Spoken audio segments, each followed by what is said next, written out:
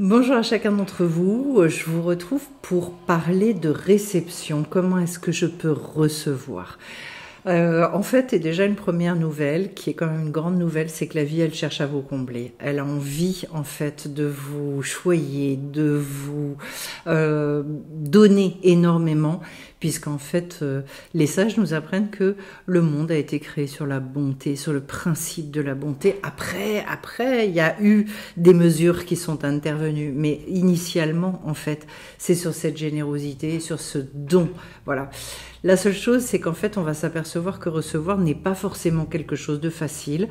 Les inclassables m'en témoignent énormément et me disent souvent qu'ils ont plus de facilité à donner qu'à recevoir, presque plus de plaisir.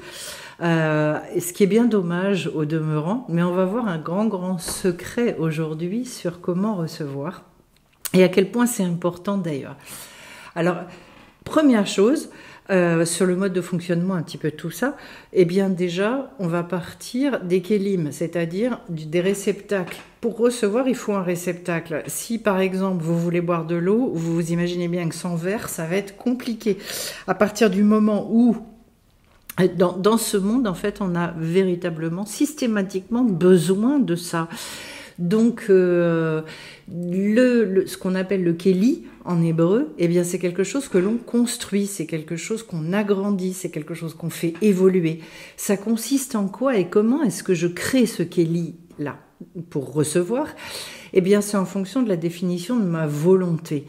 Donc, en fait, si j'ai une petite volonté, je vais avoir un petit kéli et je ne vais pas recevoir grand-chose. Si je définis avec énormément de clarté cette volonté, où finalement je m'investis, je sais exprimer les choses, je sais les demander, alors à ce moment-là, effectivement, eh bien, je vais avoir la possibilité de recevoir. Mais, ça n'est pas tout. Je vais d'abord finir sur cette idée de la volonté, à savoir que nous, on nous a appris qu'en fait, c'était pas bien de dire je veux, et que voilà, on met souvent au conditionnel, ah je voudrais, et si c'est possible, etc. En fait, non, la vie, elle nous dit, mais nourrissez cette volonté, définissez-la au mieux, et la volonté, au contraire, c'est quelque chose qui doit être réfléchi, mûri, avec des prises de décision.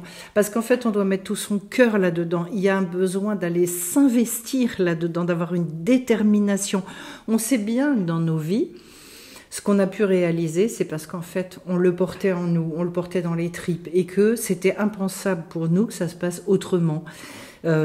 Pour ceux qui voulaient des enfants, d'avoir des enfants, même si des fois c'est pas facile, même si des fois, voilà, la nature, elle nous joue des tours, mais en tout cas, vient ce moment où, quand on est vraiment décidé, on s'investit dedans, on finit par recevoir, et c'est dans ce sens-là qu'en fait les sages nous disent « rien ne résiste devant la volonté de l'homme ». Autrement dit, quand on forme ce kéli et qu'on va au bout du bout, même si des fois on attend des années pour avoir quelque chose, eh bien finalement, il vient. Alors, dans ce kéli, il y a il y a un autre secret, un grand secret dans la sagesse hébraïque. Les sages vont nous apprendre que pour recevoir, il faut aussi avoir envie de partager. Le grand secret, c'est quand on veut pour soi, eh bien le kéli va être extrêmement limité. En revanche, quand on demande pour après redistribuer autour de nous, alors à ce moment-là, tout s'ouvre. Le monde a été fondé, a été créé sur le principe de la bonté, même si après, effectivement, il y a eu des mesures qui sont intervenues, mais à l'origine, c'est sur la bonté.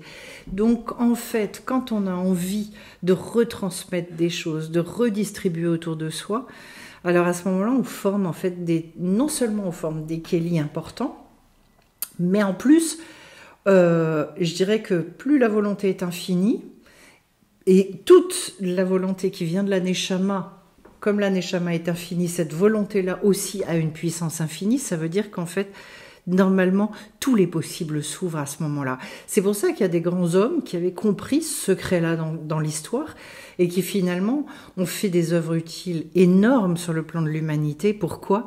Parce qu'en fait, ils n'ont jamais rien lâché. Est-ce que ça a été facile? Non.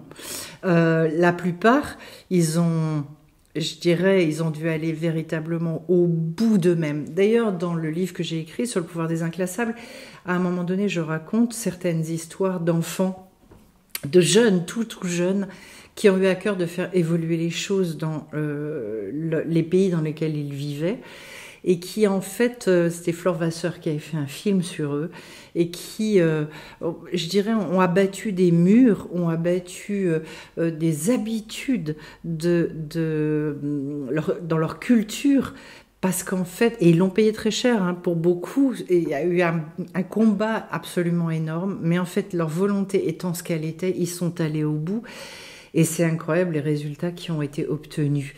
Donc en fait, le grand secret, nous dit-on, c'est ne jamais se limiter dans notre volonté. La seule chose, c'est être dans cette volonté de redonner derrière et de redistribuer. Et ça, c'est valable dans tous les domaines. Autrement dit, je dirais dans l'altruisme, l'empathie, la compassion qu'on peut avoir vis-à-vis des autres.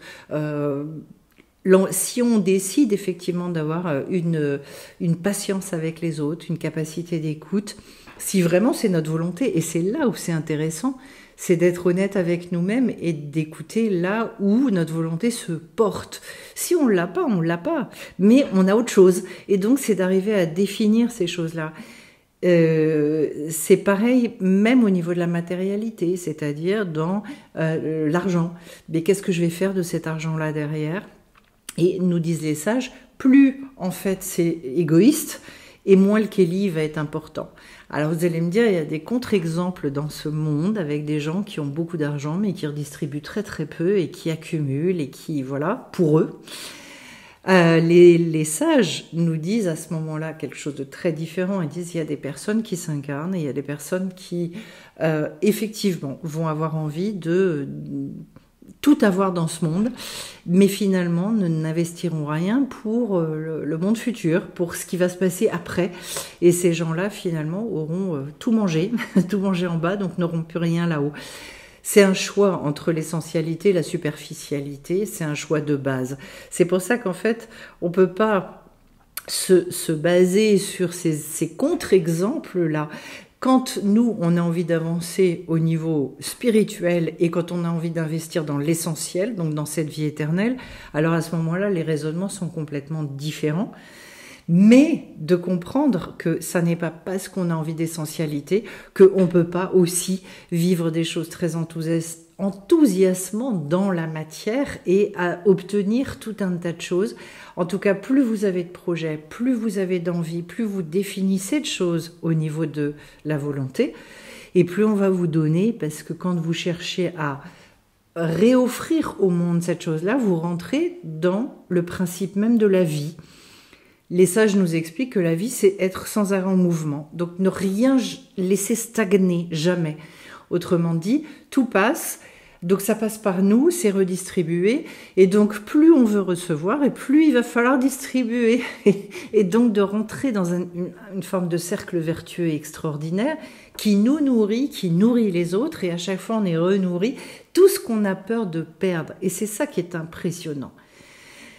C'est qu'en fait, on pense que quand on va donner, on va perdre. Alors qu'en fait, quand on donne, dans la sagesse hébraïque, on nous apprend qu'on s'enrichit. Pourquoi ? Parce que quand on a donné, forcément, on a créé un vide, et ce vide, il va devoir être rempli. Et ainsi de suite, et ainsi de suite. Donc on ne perd jamais à donner quoi que ce soit. La seule chose, c'est l'état d'esprit avec lequel on le fait, l'intention avec lequel on le fait. Est-ce que vraiment je donne, je distribue, ou est-ce que je cherche à faire du troc, des échanges? Et là, c'est complètement différent. On progresse au fur et à mesure là-dessus, mais de savoir qu'en fait, la vie, elle ne veut pas vous empêcher, elle ne vous met pas des bâtons dans les roues. Non, elle cherche à vous combler. Donc, de renourrir finalement peut-être des projets que vous avez laissés tomber depuis longtemps, et de vous dire, je lâche rien, je continue à y aller, et la vie va me soutenir là-dedans. Voilà. Donc, au contraire, recevez, ayez plus qu'il n'en faut pour pouvoir redonner autour de vous, demandez toujours beaucoup plus, ne vous limitez pas, ça c'est quelque chose de très important. Je précise, puisque j'ai oublié de le dire dans la vidéo que j'ai faite sur la formation sur apaiser son esprit, que ça commence le mardi 11 novembre à 19 h via Internet, donc en visio, pour donc 5 mardis. Et donc en fait, avec un côté extrêmement pratique dans cette formation, et puis que le prochain coaching de groupe sera donc sur le thème de relativiser, comment on relativise, comment on dédramatise, comment on passe beaucoup plus sur les choses pour continuer justement à être tout le temps dans le mouvement. Voilà ce que je voulais vous dire. J'espère que justement vous allez pouvoir, chacun d'entre vous, faire fonctionner la volonté, créer un maximum de kélim et devenir des grandes bénédictions pour tout votre entourage. À bien vite sur la chaîne. Bye.